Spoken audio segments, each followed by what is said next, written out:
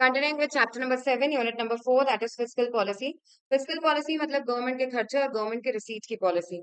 When all the tools of public expenditure, public receipts, public debt, and deficit financing are used to achieve the goals of economic policy, then public finance is transformed into fiscal policy. ये definition तुम्हारे module में देके रखी है, hence becomes important. Objectives देके रखे हैं fiscal policy के. You wish to achieve full employment in the economy. जो लोग काम करना चाहते हैं उन्हें काम मिलना चाहिए. Second is to increase development and growth का process. Equitable distribution, rich and poor के बीच का gap कम हो पाए. फुल एम्प्लॉयमेंट की जगह यहाँ पे आना चाहिए प्राइस की स्टेबिलिटी। ठीक है, in terms of price stability achieve करना, इन्फ्लेशन कंट्रोल में लाना, that is fiscal policy is a very important tool for all these. Budget is the most powerful instrument of fiscal policy, economic policy. ठीक है, fiscal policy का सबसे strong tool अगर बोला जाएगा, पूछा जाएगा तो दैट इज बजट।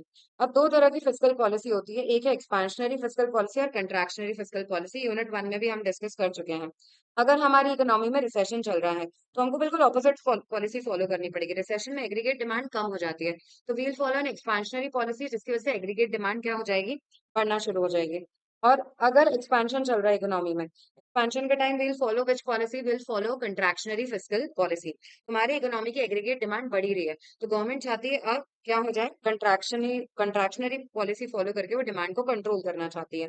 रिसेशन के फेज में गवर्नमेंट जनरली टैक्स घटा देगी।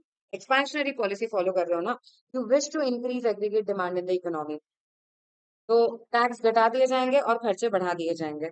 It increases deficits in the economy. यार गवर्नमेंट के खर्चे बढ़ते जा रहे हैं तो बोरोइंग्स बढ़ रही हैं। और अगर आप कंट्रैक्शनरी पॉलिसी फॉलो कर रहे हो तो आप एग्रीगेट डिमांड घटाना चाहते हो, उसके लिए आप टैक्स बढ़ा दोगे ताकि लोगों के हाथ में पैसा ही कम बचे और गवर्नमेंट अपने खर्चे कर देगी कम। अगर ऐसा है तो फिर डेफिसिट्स हो जाएंगे कम। अब आ जाते हैं इंस्ट्रूमेंट्स ऑफ फिस्कल पॉलिसी पे। देयर आर मेनली 4 इंस्ट्रूमेंट्स जिसके बारे में बात की जा रही है। As per Keynes, fiscal policy is a very powerful instrument to affect aggregate demand, employment and output. Keynes ने बोला है कि fiscal policy बहुत impactful instrument होता है aggregate demand, employment और output को impact करने के लिए। गवर्नमेंट एक्सपेंडिचर में क्या क्या इंक्लूड होगा? Current expenditure, capital expenditure and transfer payments. Current expenditure मतलब day to day expenditure, revenue nature के खर्चे जो गवर्नमेंट कर रही है, एडमिनिस्ट्रेशन पे, इंटरेस्ट पेमेंट पे, ये सारी चीजें करंट एक्सपेंडिचर का पार्ट है। दूसरा है कैपिटल एक्सपेंडिचर। गवर्नमेंट जो लॉन्ग टर्म खर्चे करती है in terms of development of infrastructure, वो उनके कैपिटल खर्चे हैं। और तीसरा है ट्रांसफर पेमेंट, सब्सिडीज प्रोवाइड करना लोगों को, that is the third kind of expense जो गवर्नमेंट को करना पड़ता है। रिसेशन के टाइम पे इकोनॉमी में पहले ही डिमांड नहीं है तो गवर्नमेंट अपने खर्चे बढ़ाएगी ताकि लोगों के हाथ में पैसा पहुंचे and it will generate more demand and employment. Indirect impact भी पड़ता है, that is working of multiplier effect. जितना ज्यादा लोगों की इनकम बढ़ती जाएगी और एमपीसी बढ़ता जाएगा, एक छोटा सा investment results into multiple time increase in the income of people and ज्यादा कंजम्पशन होते जाएगा इन द ओवरऑल इकोनॉमी, तो मल्टीप्लायर इफेक्ट भी पड़ेगा। सबसे पहला इंस्ट्रूमेंट था फिस्कल पॉलिसी का गवर्नमेंट एक्सपेंडिचर, दूसरा है टैक्सेस। अगर इन्फ्लेशन का दौर चल रहा है इकोनॉमी में तो गवर्नमेंट टैक्स बढ़ा देगी, जितना ज्यादा टैक्स उतना कम पैसा लोगों के हाथ में, उतना कम वो डिमांड करेंगे और इसलिए इन्फ्लेशन कंट्रोल में आ जाएगा। तीसरा है पब्लिक डेट। पब्लिक डेट दो कैटेगरी में डिवाइड होते हैं, इंटरनल एंड एक्सटर्नल, और ये दो फॉर्म ले लेते हैं। इंटरनल डेट के ही दो फॉर्म्स हैं। सबसे पहला है मार्केट लोन्स। अगर शॉर्ट टर्म लोन लेना चाहते हो तो ट्रेजरी बिल्स के थ्रू लोगे और गवर्नमेंट सिक्योरिटीज के थ्रू लॉन्ग टर्म लोन मिलेगा। और स्मॉल सेविंग्स जो हैं, छोटी छोटी पीएफ में जो तुम पैसे जमा करते हो, नेशनल सेविंग सर्टिफिकेट के नाम पे जो पैसा जमा होता है, ये सारे भी इंटरनल डेट का ही पार्ट है। यानी कि ये जो इंटरनल डेट है ना, इंटरनल डेट, ये उसकी दो कैटेगरीज हैं। And right, your internal debt की ये दो कैटेगरीज है। एक्सटर्नल डेट तो मतलब जो बाहर के नेशन से लिया है। जितना ज्यादा बोरोइंग फ्रॉम पब्लिक, आप जितना ज्यादा पब्लिक से उधार लेके बैठे हो, उतना एग्रीगेट डिमांड आपका ओवरऑल कम हो जाएगा। ओके, तो जनरली ज्यादा उधार कब लेना चाहिए? जब आपकी इकोनॉमी में सॉरी इन्फ्लेशन चल रहा है, ठीक है, you are in an expansionary phase, तो आप पब्लिक से उधार ले लो, एग्रीगेट डिमांड कंट्रोल में आ जाएगी। चौथा इंस्ट्रूमेंट है budget, that is fiscal policy का fourth most powerful tool, that is budget. अब तीन तरह के बजट बनते हैं। पहला कैटेगरी है बैलेंस बजट, दूसरा कैटेगरी है डेफिसिट बजट और तीसरा कैटेगरी है सरप्लस बजट। बैलेंस बजट किसे बोला जाता है? इसकी टोटल खर्चे और टोटल रिसीट जब बराबर होते हैं तो वो बैलेंस बजट है। टोटल खर्चे जब ज्यादा है in comparison to total receipt of government तो वो डेफिसिट बजट है।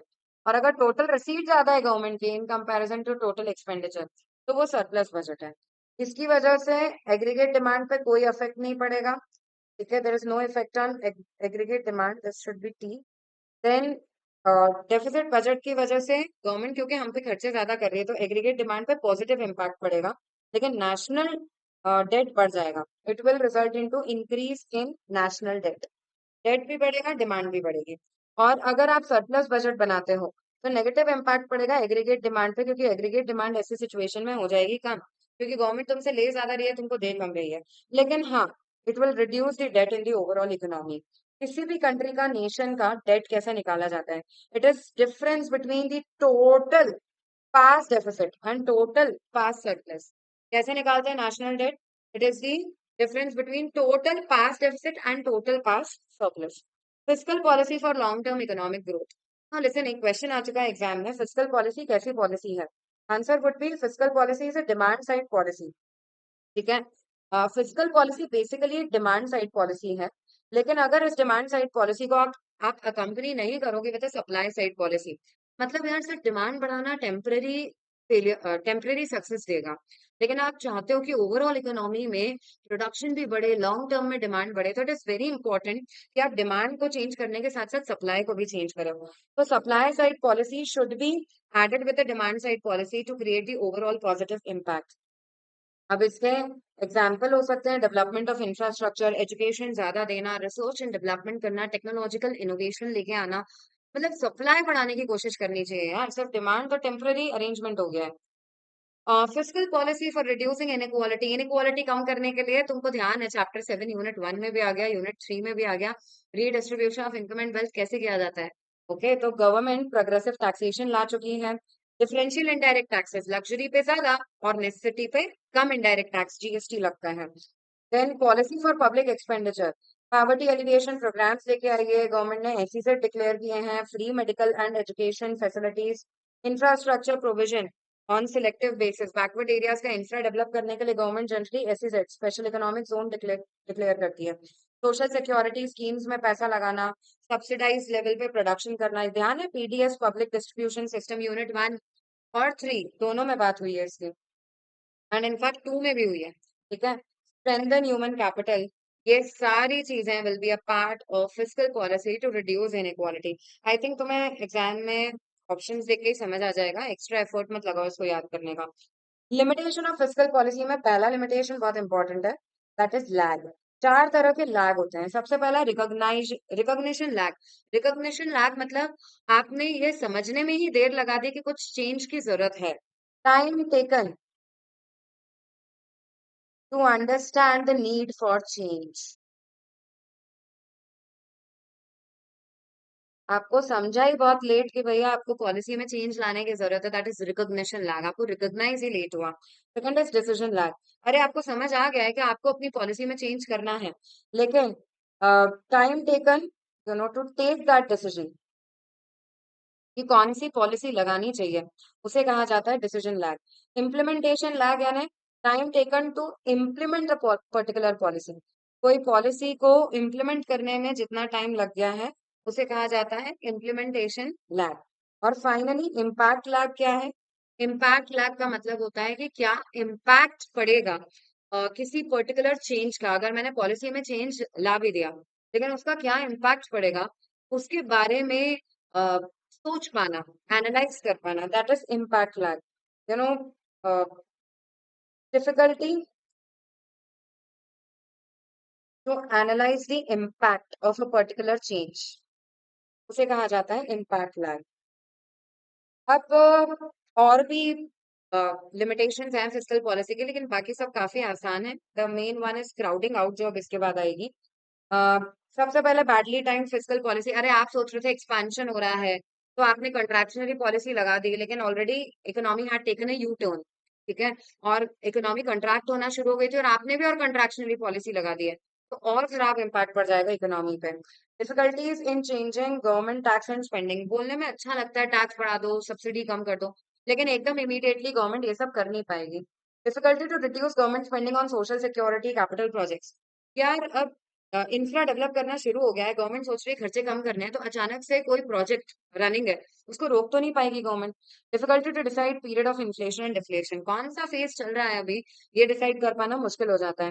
Conflict between different goals of fiscal policy, at times दो गोल्स फिस्कल पॉलिसी के अपने आप में कॉन्ट्राडिक्टरी हो जाते हैं। अगर आप कंट्रैक्शनरी फिस्कल पॉलिसी लगा रहे हो and you want to control inflation, तो कहीं ना कहीं अनएम्प्लॉयमेंट बढ़ेगा। तो you have to contradictory goals, ठीक है। देन इंक्रीज टैक्सेस में रिड्यूस इन्वेस्टमेंट्स, जितना ज्यादा आप टैक्स बढ़ाओगे इन्वेस्टमेंट कम, क्योंकि प्रोड्यूसर के लिए इंसेंटिव कम होते जा रहा है।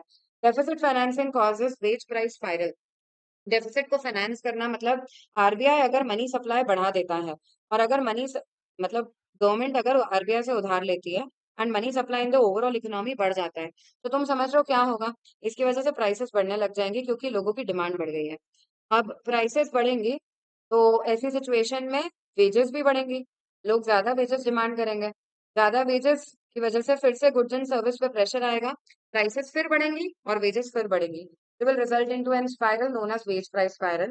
Increase borrowings cause burden on future generation. जितना ज्यादा उधार लेके बैठे हुआ है, उतना फ्यूचर जनरेशन का बर्डन बढ़ते जा रहा है। And last one is the situation of crowding out. Crowding out मतलब सिचुएशन जहां पे गवर्नमेंट अगर मार्केट से उधार लेती है, तो बेसिकली ऐसी सिचुएशन अराइज हो जाएगी कि प्राइवेट वालों को, प्राइवेट सेक्टर को उधार मिलेगा कम। अगर उनको लोन्स कम मिल रहे हैं, तो ऐसे सिचुएशन में प्राइवेट इन्वेस्टमेंट्स कम हो जाएंगे। बेटा प्राइवेट इन्वेस्टमेंट हो वो ज्यादा अच्छा है इकोनॉमी के लिए, बजाय कि गवर्नमेंट इन्वेस्ट करे, क्योंकि प्राइवेट सेक्टर ज्यादा एफिशिएंसी के साथ परफॉर्मेंस देगा in comparison to government sector. लेकिन बिकॉज मार्केट में लिमिटेड लोन्स अवेलेबल है, लिमिटेड पैसा अवेलेबल है लोन बांटने के लिए, और क्योंकि गवर्नमेंट ने मार्केट से उधार लेके भीड़ बढ़ा दी है, क्राउड बढ़ा दिया है, and that is why private वालों को सस्ते रेट पे, कम रेट ऑफ इंटरेस्ट पे लोन नहीं मिल पा रहे हैं, या कम लोन मिल पा रहे हैं, तो प्राइवेट इन्वेस्टमेंट्स कम हो गए हैं। इस सिचुएशन को कहा जाएगा crowding out.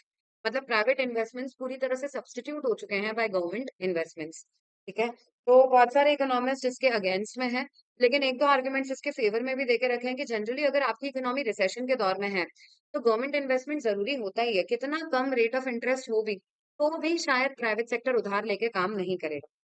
These are the arguments in favor. Generally, crowding out is a situation जहां private investment पूरी तरह से substitute हो गए हैं with government investments. This is it with this particular unit and this particular chapter.